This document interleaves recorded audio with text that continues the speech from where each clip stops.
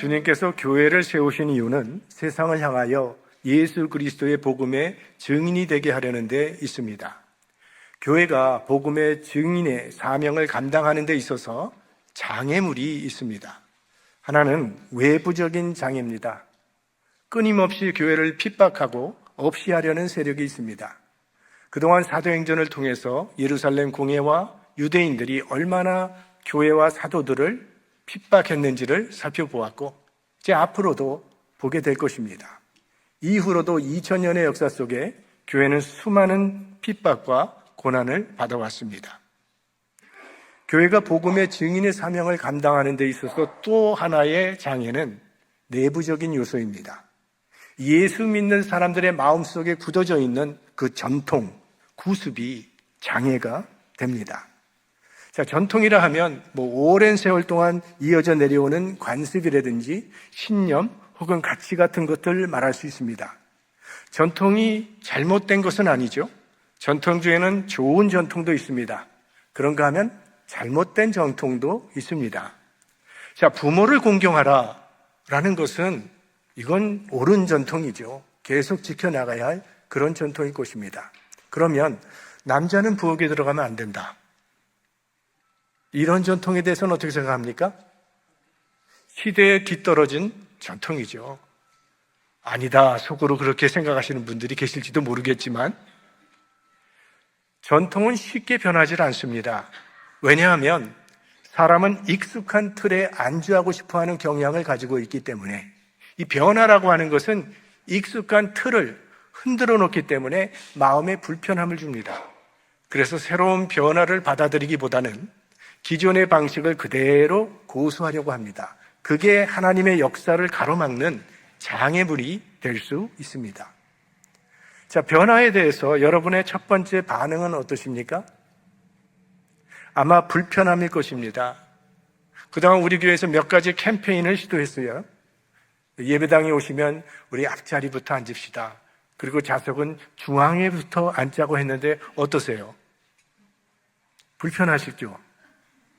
자, 우리 일회용 용품을 좀 줄이기 위해서 텀블러를 좀 사용합시다. 그렇게 했는데 어떠세요? 되도록 모르는 사람하고도 좀 인사를 333 인사를 하시자고 하니까 마음이 어떠세요?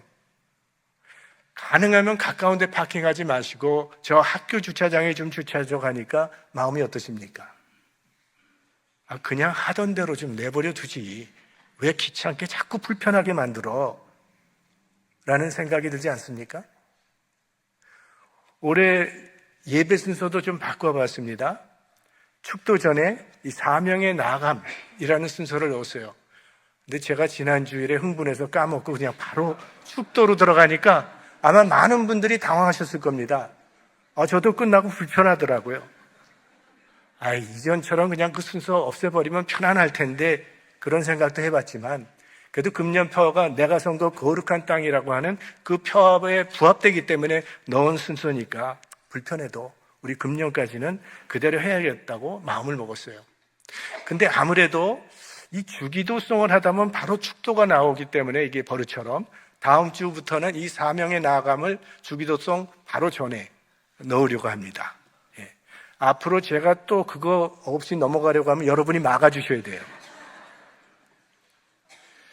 알고 전 미국 부통령이 불편한 진실이라는 다큐를 만들어서 아카데미상 최우수 다큐멘터리상을 받았던 것을 많은 분들이 기억하실 것입니다. 이 작품은 지구온난화와 기후변화에 대한 경각심을 높이는 데 크게 이바지했다는 그런 평가를 받고 있습니다. 그런데 왜 제목이 불편한 진실일까요? 듣고 싶지 않은 불편한 이야기이기 때문일 겁니다.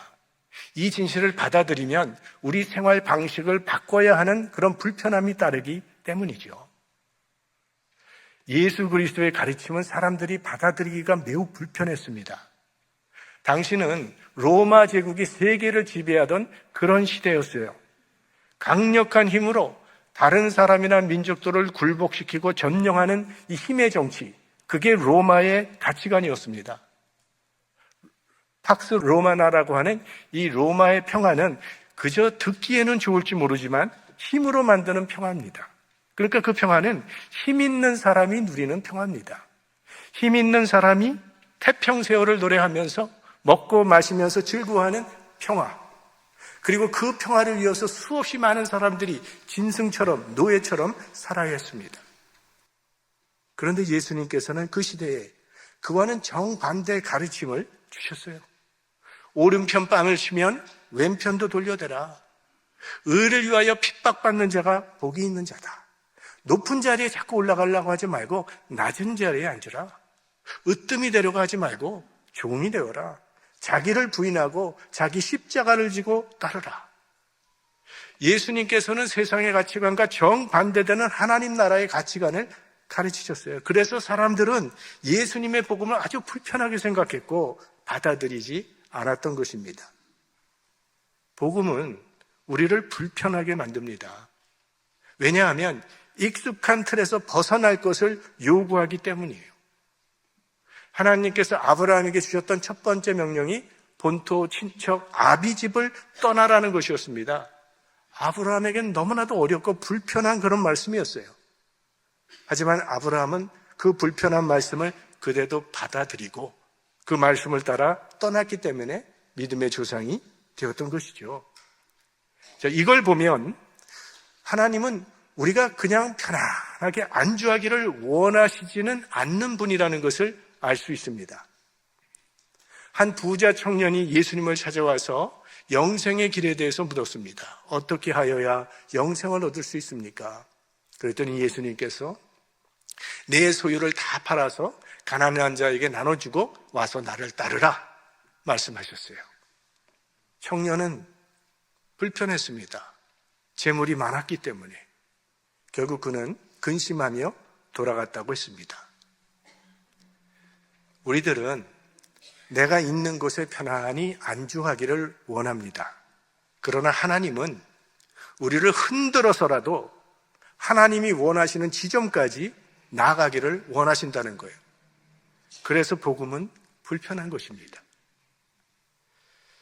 자, 오늘 본문은 지난번 우리가 살펴봤던 사도행전 10장에 있었던 고넬료의 사건에 대한 사도 베드로의 변증입니다. 이 고넬료 집에서 있었던 일들을 그냥 그대로 다시 한번 설명을 하기 때문에 마치 사도행전 10장을 다시 한번 읽는 것과 같은 그런 느낌을 주는데, 요약하면 이방 사람 고넬료가 환상을 보고 사도 베드로를 자기 집에 청했습니다. 베드로도 환상을 보고 고넬료의 집에 들어가서 하나님의 말씀을 전했습니다. 그랬더니 고넬료의 집에 모인 사람들이 다 성령을 받고 구원을 받는 아주 획기적인 사건이 일어났습니다. 자, 이 소문이 예루살렘 교회에 있는 교인들에게 들려졌을 때 예루살렘 교인들은 베드로를 비난했다는 겁니다.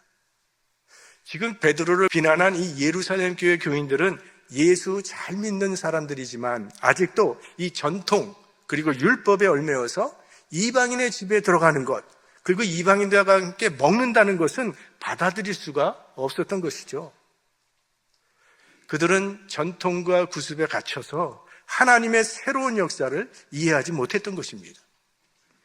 땅끝을 향해 나가야 할 복음의 가장 큰 장애물은 안 믿는 사람들이 아니었고 바로 이 복음을 들고 땅끝까지 나가야 할 증인들 자신이었다는 아이러니컬한 사실을 발견하게 됩니다. 그들은 베드로가 예루살렘에 돌아오자마자 베드로를 공격하며 비난합니다. 3절 가로되 네가 무할례자의 집에 들어가 함께 먹었다 하니, 그들이 베드로를 비난한 이유, 이방 사람의 집에 들어갔다는 것, 그리고 이방인들과 함께 먹었다는 걸 비난하고 있어요. 왜 할례자들의 전통과 관습을 깨고 할례받지 않은 이방인들의 집에 들어갔고 또 왜 함께 먹었냐는 그런 말씀입니다. 사실 베드로는 이방인의 집에 들어가는 것이, 베드로도 이게 유대인의 법을 어기는 것이라는 것을 잘 알고 있었어요. 그러나 그것보다 영혼을 구원하겠다고 하는 이 사랑의 마음이 앞섰기 때문에 그 법 어기고 이방인의 집에 들어갔던 것입니다. 우리가 복음서를 보면 예수님께서는 사람을 바라보실 때 사랑의 관점으로 바라보셔요. 근데 바리새인들이나 다른 종교인들은 사람을 바라볼 때 율법으로 바라봤다는 겁니다. 안식일에 예수님의 제자들이 밭을 지나가다가 배가 고프니까 그거 잘라서 이삭을 먹었습니다. 이삭을 잘라서. 그 모습을 본 종교인들, 이 유대인들이 왜 안식일에 해선 안 되는 일을 하느냐고 비난했어요. 그때 예수님께서 뭐라고 말씀하시냐 하면 안식일이 사람을 위해서 있는 것이지 사람이 안식일을 위해서 있는 것이 아니라고 말씀하십니다. 이건 예수님께서 제자들을 두둔하거나 그들을 칭찬하시는 말이 아니에요. 사실 제자들이 경솔한 행동을 한 겁니다. 그러나 그렇게 굶주릴 정도로 배가 고픈 사람이 안식일에 그것 좀 먹었다고 벌을 내리시는 하나님은 아니라는 거예요. 법보다 앞서는 것이 법 정신인데 이 법 정신은 사랑과 긍휼과 자비라는 것입니다. 그런데 그 법의 형식만 매달리고 법의 정신을 잃어버린 이 종교인들의 어리석음을 지적하신 말씀이죠. 우리가 잘 알고 있는 선한 사마리아인의 비유. 많은 신학자들은 이 제사장이나 레위인이 이 강도 만난 사람을 그냥 피해간 이유는 종교 정결법을 지키기 위해서였다고 그렇게 해석을 합니다. 강도 만난 사람이니까 피를 흘릴 것이고, 근데 종교인이 그 피를 만지거나 혹시 이 사람이 죽었는데 그걸 만지게 되면 부정해지기 때문에 제사장 레위인은 제사를 드려야 되는 사람인데 그 의식을 할 수 없기 때문에 피해갔다는 것이죠. 성경에는 복음적인 요소와 문화적인 요소가 섞여 있습니다.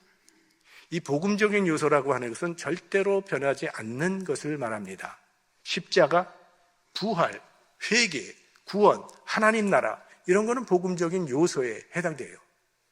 문화적인 요소는 시대에 따라 변하는 상대적인 것을 말합니다.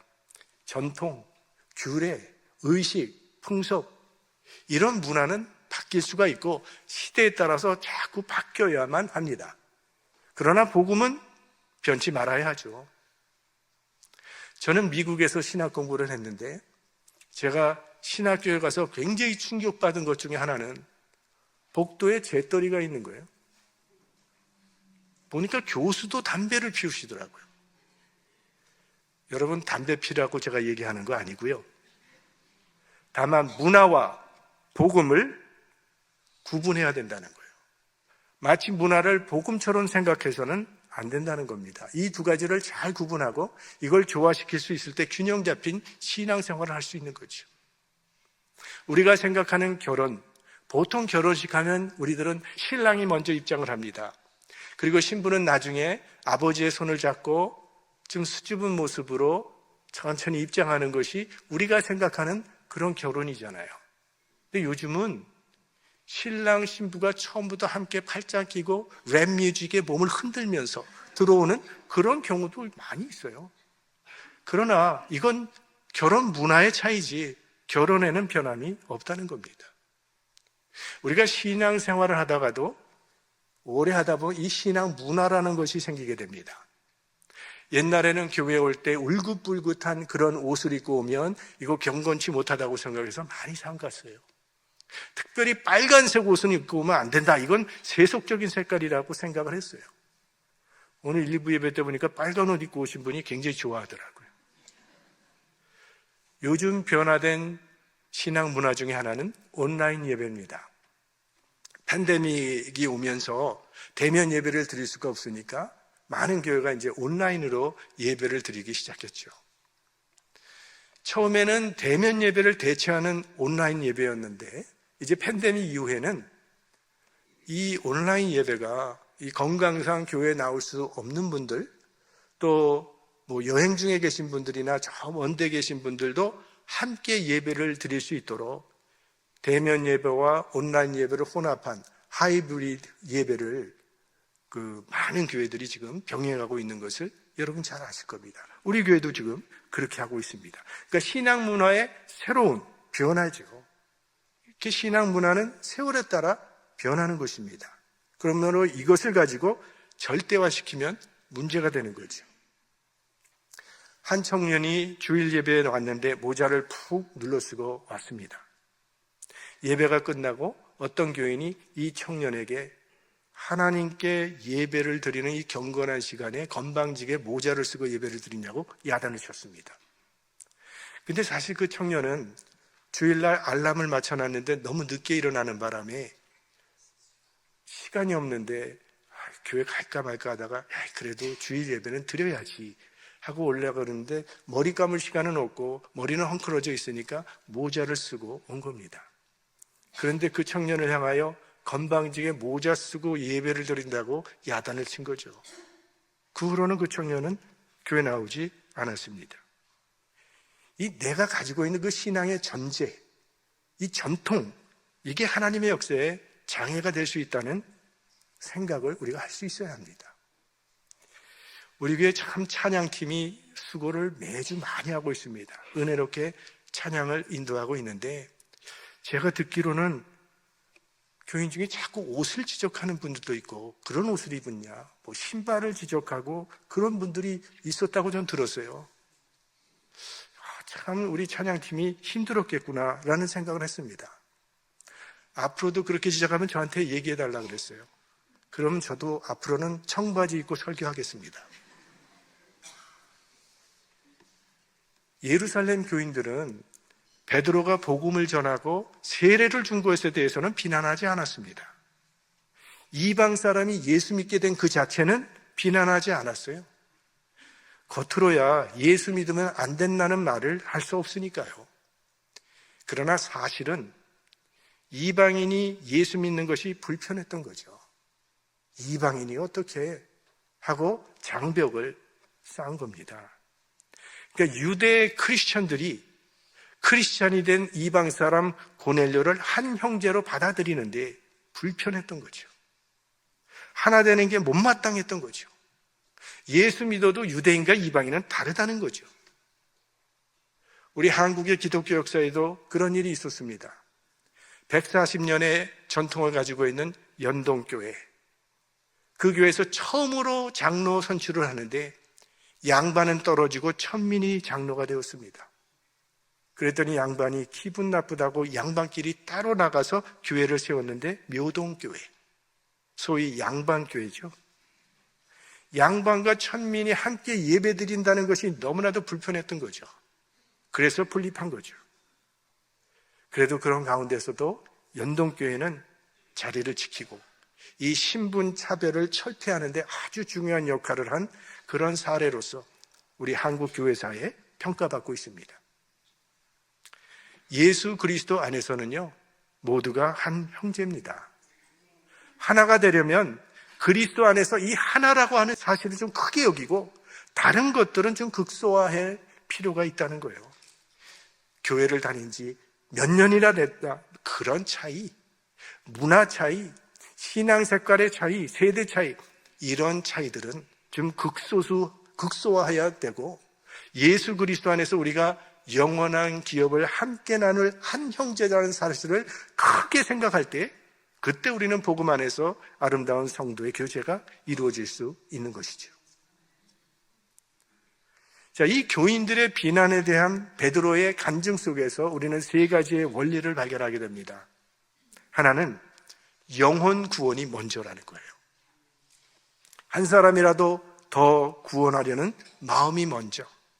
그래서 사도 바울은 내가 유대인에게는 유대인처럼, 헬라인에게는 헬라인처럼, 종에게는 종처럼 내가 여러 모양의 사람이 되었다고 고백하는데 그 이유는 더 많은 사람을 구원하기 위함이었죠.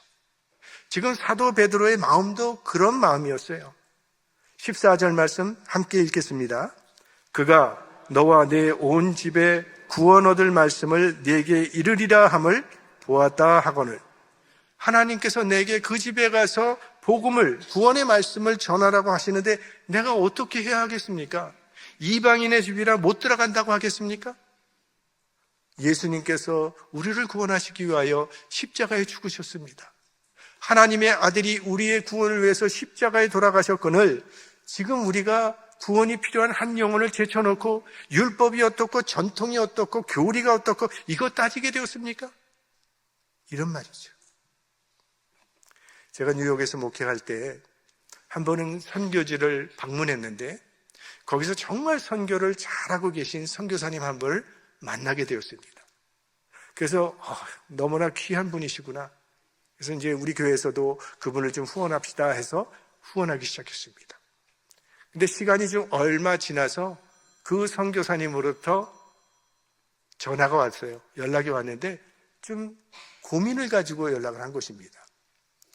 그 선교사님을 파송한 교회에서 우리 쪽 그 교회의 후원은 받지 말라고 자꾸 압박을 가한다는 겁니다. 그런데 그 선교사님을 파송한 교회는 자칭 아주 정통 교회예요. 그런데 미국 장로교단은 이게 너무 교리가 달라서 함께 할 수 없다고. 그래서 이 선교사님이 그러면 저는 파송교회를 탈퇴할게요 했더니 그러지 말고 그럼 받되 이름은 내지 말고 그런 조건으로 받으라고 그렇게 얘기를 했다면서 전화가 온 거예요. 그래서 그렇게 하라고 했죠. 알든 모르든 전해지는 것은 예수 그리스도시니까 영혼 구원이 먼저라는 거예요. 기독교는 교파도 다양하고 교리도 다양합니다. 장로교, 감리교, 침례교, 성결교, 성공회, 루터교, 천주교, 동방정교, 교리는 필요합니다. 그래야 우리의 신앙을 지킬 수 있으니까. 그래야 신앙 공동체가 하나 될 수 있으니까.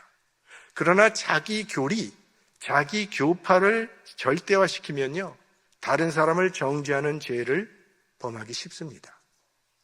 예수 그리스도는 우리만의 예수님이 아니라 다른 사람의 예수님도 될 수 있다는 것을 기억해야 한다는 거예요. 두 번째로 성령의 인도가 먼저입니다. 12절 말씀 함께 보겠습니다. 성령이 내게 명하사 아무 의심 말고 함께 가라 하시매 이 여섯 형제도 나와 함께 가서 그 사람의 집에 들어가니 성령이 내게 명하셨다. 성령이 명하신 일이라고 말을 해요. 나도 여러분과 같은 마음이었습니다. 나도 마음이 매우 불편했습니다. 그러나 성령이 가라 하심으로 나는 성령님의 인도하심에 순종한 것입니다. 성령이 나더러 이방인의 집에 들어가라고 하셨고 그래서 들어갔고 복음을 전하라고 해서 전했다는 말이죠. 베드로가 한 일은 자기도 불편하고 다른 사람들도 불편하게 만드는 그런 일이었어요. 하지만 성령이 원하시는 일이었다는 거예요. 세 번째는 하나님의 뜻이 먼저입니다. 17절 말씀 같이 보겠습니다. 내가 누구간데 하나님을 능히 막겠느냐? 사람들이 나에게 뭐라고 해도 난 이 길을 가겠습니다. 여러분들이 나를 비난한다 할지라도 나는 하나님의 뜻을 따르겠습니다. 내가 누구이기에 하나님을 막겠습니까? 이게 베드로의 고백입니다. 하나님이 하시는 일은 사람이 막을 수 없습니다. 누가 하나님의 역사를 막을 수 있겠습니까? 하나님께서 문을 여시는데 그 문을 누가 닫을 수 있겠습니까? 하나님이 문을 닫으시면 누가 그 문을 다시 열 수 있겠습니까? 소뚜껑 하나 가지고 화산의 분화구를 막을 수 있습니까? 하물며 우리 인간이 하나님을 어떻게 막을 수 있겠어요? 교회 문에 못질하고 교회 문 닫은 나라들, 하나님을 대적한 나라들이 잘된 나라가 없습니다. 하나님의 뜻에 순종해야 합니다. 그게 우리가 살 길입니다. 자, 이 베드로의 간증을 들은 유대인들이 이제 드디어 베드로의 말에 수긍을 합니다. 18절 말씀 같이 봅니다. 저희가 이 말을 듣고 잠잠하여 하나님께 영광을 돌려 가로되 그러면 하나님께서 이방인에게도 생명 없는 회개를 주셨도다 하니라. 이방인에게도 구원을 주시는 것이 하나님의 뜻이구나 하고 마음문을 열었습니다. 그래도 이들은 불편하게 다가오는 복음 앞에서 그들은 하나님의 뜻에 순종함으로 변화되었다는 거죠. 이로 인해 예수 그리스도의 복음은 이제 열방을 향해 문이 활짝 열리게 되었습니다. 그러나 그 과정은 결코 쉽지 않았고 많은 사람에게 불편함을 안겨주었습니다. 우리는 익숙한 신앙, 익숙한 전통 안에서 하나님을 따르고 싶지만 하나님은 그런 우리의 틀을 깨어버리시고 더 넓은 세계로 나아가게 하신다는 거죠. 전통 지키는 거 필요합니다. 그런데 한편으로는 새로운 일을 도전하고 변화를 추구하는 데 있어서 이 전통이라고 하는 것이 얼마나 장애가 되는가도 생각을 해봐야 합니다. 전통, 규칙, 규례, 의식 이런 것들은 하나님의 손바닥 위에 놓인 먼지와 같습니다. 하나님께서 한번 불어버리시면 다 훌훌 날아가 버리고 마는 것입니다. 어떤 사람은요, 그냥 살아왔던 대로 사는 것이 제일 좋다고 생각을 해요. 남자는 부엌에 들어가면 안 된다. 이거 평생 고집하면서 살아가는 사람도 있습니다. 교회 생활도 그냥 해왔던 대로 하는 것이 제일 좋은 줄 알고, 신앙생활도 그냥 해왔던 대로 하는 것이 제일 좋은 줄 아는 사람들이 있어요. 그러나 그리스도인들은 말씀과 성령 안에서 살아가는 사람들이에요. 말씀 안에서 나를 계속 고쳐나가고 성령 안에서 끊임없이 자기를 고쳐가는 사람이 그리스도인입니다.